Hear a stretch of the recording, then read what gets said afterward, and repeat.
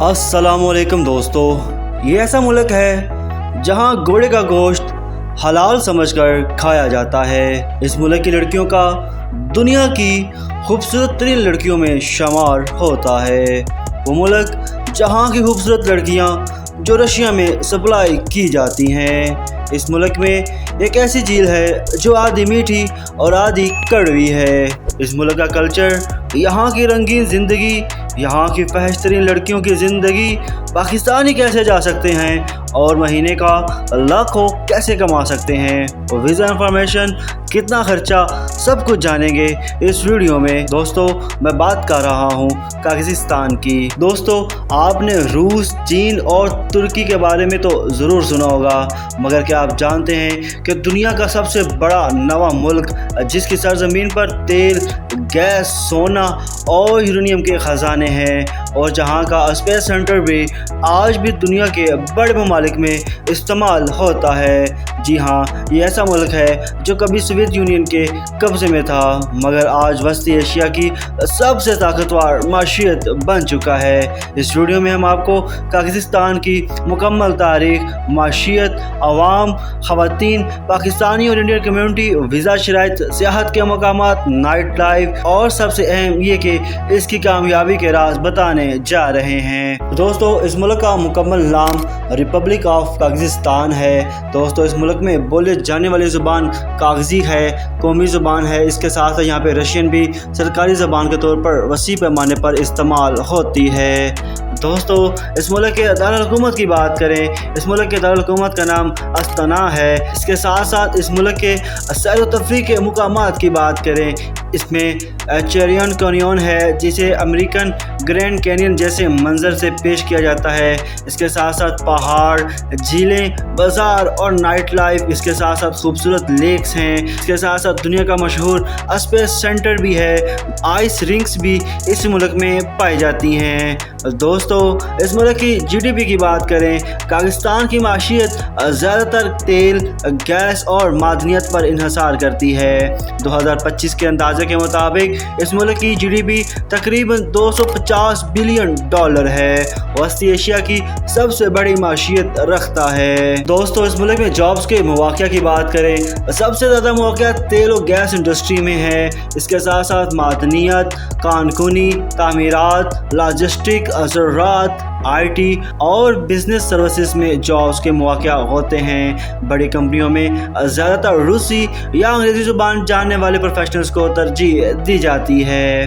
दोस्तों, इस मुल्क की आबादी की बात करें, इस मुल्क की आबादी 2 करोड़ से ज़ायद है। इसके साथ साथ इस मुल्क के रकबे और सरहदों की बात करें, इस मुल्क का रकबा 27,24,900 मुरब्बा किलोमीटर है। दुनिया का नवा बड़ा मुल्क है। की सरहदें रूस, चीन और काज़िस्तान से मिलती हैं।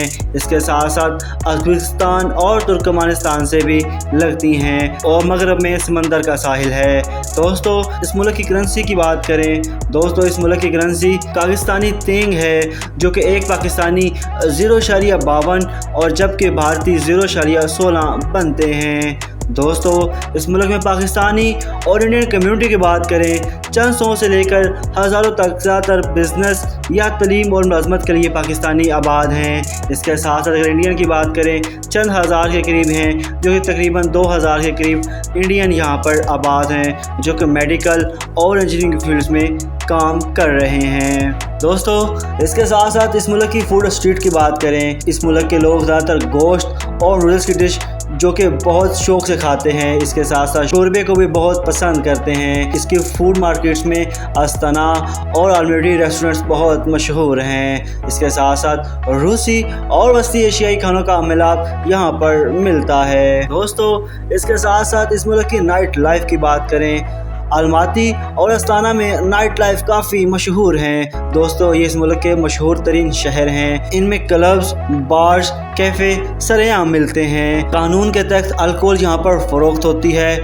और पीने की इजाज़त भी है, मगर उम्र की हद 18+ है। इसके साथ साथ इसकी नाइट लाइफ में गैर मुल्की तादाद काफ़ी आती है। यहाँ पर रंगीन ज़िंदगी गुजारते हैं। यहाँ पे गैर मुल्की आकर फहाशाना ज़िंदगी गुजारते हैं। इन क्लब्स, बार्स के अंदर फहाशाना अपना डांस और जिनसी तल्लुकात आम हैं, कोई रोक थाम नहीं है। इसके साथ साथ यहाँ के मुल्की लड़कियाँ भी इन क्लब्स और बार्स का रुख करती हैं। शर्त यह है कि वो 18 साल से ऊपर होनी चाहिए, जो अपनी मर्जी से किसी भी गैर मुल्की के साथ जिनसी तल्लुकात भी कायम कर सकती हैं। इसके साथ साथ अलमाती और अस्ताना में कुछ ऐसे क्लब्स और बार्स भी हैं जहाँ पे लड़कियाँ और लड़के बुरा हालत में पाए जाते हैं। इन क्लब्स और बार्स के अंदर बिना कपड़ों के ही आप जा सकते हैं। वहाँ पर कपड़े पहनना मायूब समझा जाता है।